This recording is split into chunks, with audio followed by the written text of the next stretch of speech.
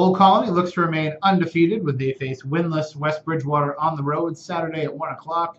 And this is usually a pretty good rivalry between these teams, right? Yeah, well, I mean, I think West Bridgewater has really had Old Colony's number for quite a few years until last year when it seemed like the world, got rocked when when Old Colony beat West Bridgewater. It was in overtime. What was it, 30-22? Huge win. It was probably the biggest win, for the Krugers in quite a few years.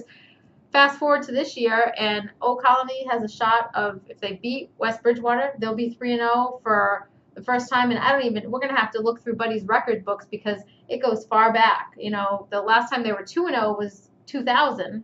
So I'm assuming it was either that year or even before that they were 3-0. So this would be a huge win for the Krugers, which they've come out and they've really been dominant in their first 2 wins of the season.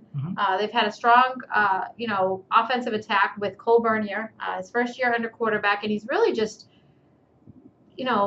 dominated. He's thrown some nice balls. He's been able to have some success carrying the ball. Another person that's really been strong is Ryan Baker.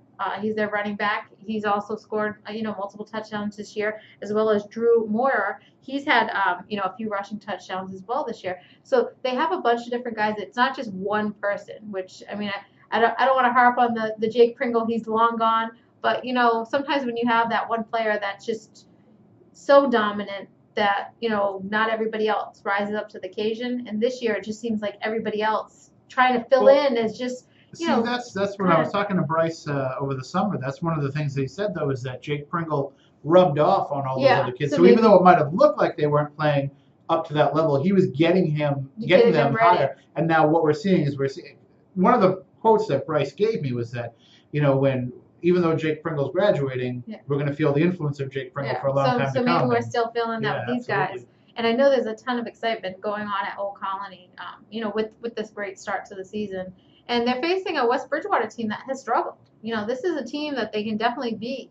I think they've only scored last week. They lost on a last-second field goal to Bishop Conley, and they only scored 1 touchdown in that game, and it was a touchdown by Jason Emmons, and that's the only touchdown they've scored all season. So compare that to Old Colony, who scored. I think it was they had a bye last week, but they scored 44 against Cape Cod Tech in week 2, and then they scored 30 against Diamond in week 1.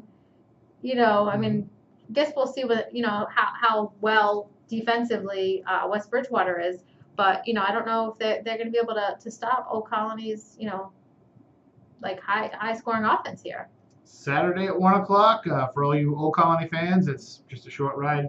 West Bridgewater. Yeah, it's not that far, and I can almost give you the farm roads too to go the back way. Well, I know I haven't been there in years, but I know there's like a white church somewhere, and you have to take a left or a right where that is. Yeah, that's pretty much the church that everybody uses as a point. I don't know where the school is, but I'm just saying I can get to West Bridgewater on all the back roads. Yeah, I know. Dirt roads. I covered a game there many years ago when I was at the Taunton Gazette, and I remember getting out to the field, and I had every pen I had in my bag had no ink left in it, and I had to walk all the way back to my car, which was parked on the street.